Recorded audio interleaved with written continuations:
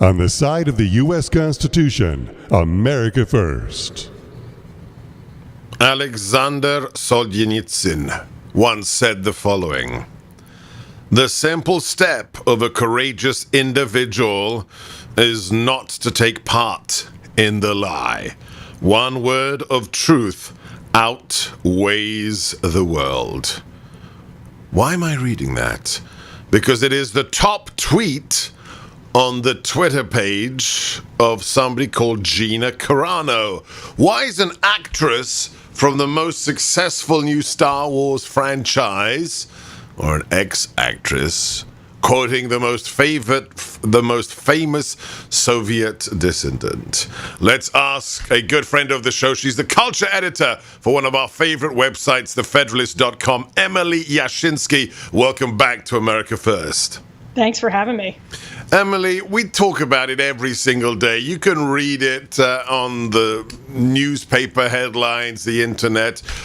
But let me ask you, as a person who follows this, we don't stop and analyze the words we use. What is cancel culture and where does it come from? Yeah, there's been a lot of conversation about exactly how to define the term recently, and I think that's good because it is thrown around all of the time. But I think of it as when people suffer personal and professional consequences for wrongthink, for thought crimes.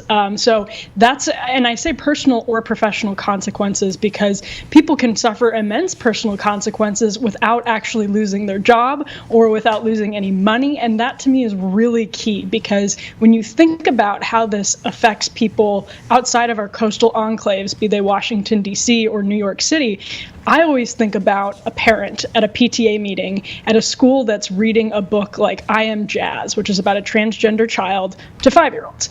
If you're that woman and you're one of the many, you work for one of the many companies that supports the Equality Act or has a woke HR department, you might not lose your job, but you will suffer professional consequences if you stand up in that PTA meeting and you're caught in our panopticon. It goes viral on social media, and that's a really, really serious problem, and it weighs heavily on the minds of people outside these coastal enclaves and inside of them. But I think people lose in this discussion, which can be sort of esoteric sometimes, that there are really very real consequences for people in the rest of the country. In a recent piece for The Federalist called "How Cancel Culture is Empowering Alternatives to Corrupt Legacy Institutions," you mentioned Gina Carano. Talk to us about this example of this immensely popular actress and what happened to her and how it encapsulates the woke versus the normal, if you will. I think she's really the most important example, and Ben Domenech, Federalist publisher, and myself, we've written a series called The New Contras for The Federalist, and it's about people who have been sort of purged or self-deported from the corporate press and legacy media, who are now making money and gaining huge platforms on new media spaces, whether it's YouTube or Substack. And Gina Carano being pushed out by Disney, which, by the way, is also ABC, which is, of course, a news network and a massive corporation. Gina Carano being pushed out by them, she landed at the Daily Wire and is now making a movie with Ben Shapiro and Bonfire Legend. And that's a really, really big deal, because it shows now that for all of these celebrities accused of wrongthink, there's an increasingly appealing landing pad. They can still make money. They can still survive outside of these corridors where they, used to have to grovel and keep their mouths shut. You can now sort of go through a different route, and we're building up that infrastructure. So I think Carano, her example as somebody who's well-liked and massively famous, her being purged by Disney and landing at the Daily Wire is probably the key example of how these new platforms are gaining momentum and empowering the infrastructure that's challenging the dying legacy media in Hollywood. She's one of the new Contras. Question is, do we have enough of them? Let me just read a passage from your piece. "Every day I hear from those with means, with children at private schools who are being brainwashed. People who run companies where they are scared of their own employees. People who donate to their alma mater even though it betrays their principles. Enough! You have the ability to build new things. If you don't have the financial capital, you have the social or political capital. or the ability to sweat? What a fabulous message. Of course, it's from the Federalist. It's from Emily Jashinsky. Let's post that article right now on our Twitter and Facebook feeds, Eric, and follow this lady, the culture editor for the Federalist, at Emily Jashinsky, Jashinsky. Stay with us, Emily. I'm Sebastian Gorka. This is America First on the Salem Radio Network. Sadly, we're living under a Biden-Harris administration. What does it mean for your finances? More debt? More regulation, more money printing, less growth, and higher taxes. The importance of owning physical gold and silver has never been greater. Call the veteran-owned Midas Gold Group today to get their guide to owning bullion and coins. Call 480-360-3000 or go to MidasGoldGroup.com. The mother usually goes to bed praying that her children will survive to see the light of day. The mother, of course, with the saddest look in her eyes, having to tell children who are crying and screaming from hunger because all they can afford to eat when they have it is a little tortillas for their kids. No meats, no vegetables, nothing. And so she's crying and she can't give her that. So her heart is breaking. Have you ever cried because you were so hungry? Have you cried because your children were crying, they were so hungry?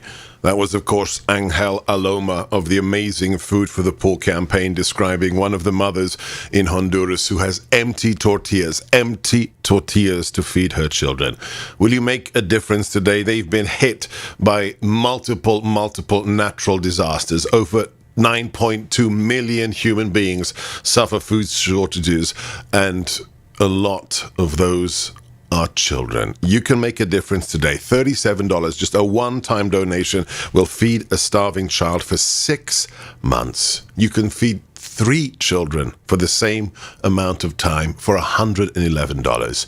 Will you save a life today or multiple lives? It's so easy. Just go to my website, sebgorka.com, and make a donation today. Click on the Give Food, Give Hope banner. Be a modern missionary. No child anywhere should suffer. You can call them on 855-330-4673. That's 855-330-4673. Make a difference today. Save a life for $37. SEBGORKA, sebgorka.com, and the Give Food, Give Hope banner. We are back with the culture editor for one of our favorite websites, thefederalist.com. Let's post the article of our 14 most reliable news sources, including the Federalist. Let's put that up right now on our Twitter and Facebook pages. She's Emily Jashinsky. Emily, you've written, we were discussing cancel culture. Now we have to discuss, it's related because of its ideological origins, the dangers inherent in the equality or the Equity Act that is close to being signed potentially by Congress, by the Senate, not just by the House. And let me read a passage of self-congratulation by something called the Business Coalition that you highlight in your article. Launched in March 2016, the 364 member companies of the Human Rights Campaign Business Coalition for the Equality Act have operations in 50 states, headquarters spanning 33 states, and a combined $6 trillion in revenue, employing over 13.1 million Americans.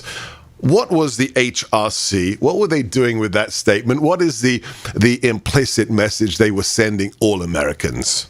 Yes, I'm so glad that you asked that question, and I'm so glad you connected the Equality Act with cancel culture, because that is a huge impact of it's a huge potential consequence of the legislation. They are essentially saying, look at how big the corporate stick we wield is. It's remarkable for them to say we represent groups that have over $6 trillion in annual revenue and employ 13 million people in all 50 states. That's incredible. It's incredibly intimidating. It's chilling for speech. Whether or not the act actually gets passed, these 364 companies with $6 trillion of revenue and 13 million employees in all 50 states are saying, we believe in compelled speech. We believe in all of these different things about sex and gender, and we also believe that it's basically bigotry to disagree with them. Right, you use this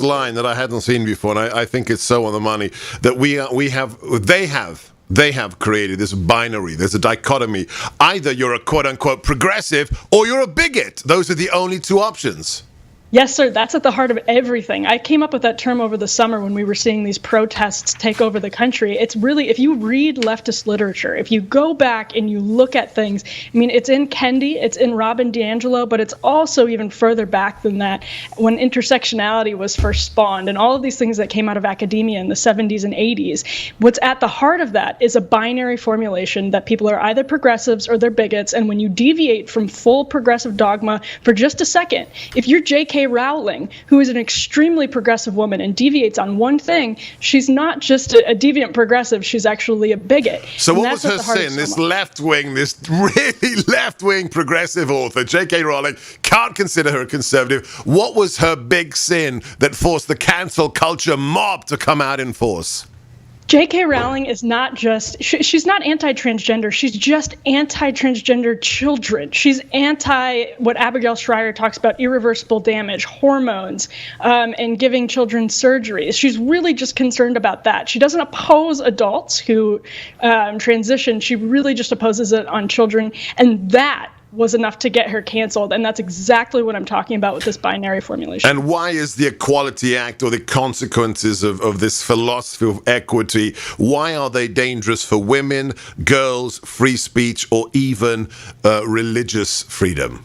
Yeah, essentially what it does is it takes that word sex from the Civil Rights Act and conflates it with gender identity. And so to discriminate based on somebody's gender identity, which is that definition of discrimination would be crossed by a lot of Christians and people of faith, not out of hate or bigotry, but because it's what they believe in, and it's because they believe in the essentialism of biological differences. Right, so the original defense, the original purpose of the act was to make sure that men and women are equal. But if I, as a Catholic, say, I don't believe a man can walk into a women's dressing room because he calls himself a woman, I could be attacked legally by the federal government because of my religious beliefs. And exactly. And here's where that actually gets even worse, is it totally undercuts a lot of the victories feminists made for women that women benefit from. So if you are operating a women's shelter, you are going to have to let biological men sleep next to women who have been abused and traumatized by men and are seeking shelter with other women. Because the guy says he's a woman. Exactly. Okay, and let's talk about one last thing. We've got a minute left with Emily Jashinsky. Title IX. What happens to the rights of young girls and sports in America if this Equality Act is signed? Yes, so Title IX, again, another victory of feminists that is going to be undone by this piece of legislation, because when you conflate biological sex and gender identity, you then have to treat people who identify with a biological sex as a member of that biological sex, which erases the victories that women won to have sex-separate spaces, be they women's sports, be they restrooms, whatever it is, you're conflating it. So women's sports will be destroyed. And I'm not saying that every single women's sports team is going to be thrown out the window, but women who need those sports for scholarships, this is already happening in Connecticut, they will not have access to them because they're getting their butts kicked by biological men. Yeah, it's just insane, and I just want to know where the real feminists are. In the meantime, she is doing some of the best heavy lifting. Read her articles, Emily Jashinsky at thefederalist.com, at Emily Jashinsky on Twitter. That's Jashinski. God bless. Keep doing what you do. I'm Sebastian Gorka. This is America First.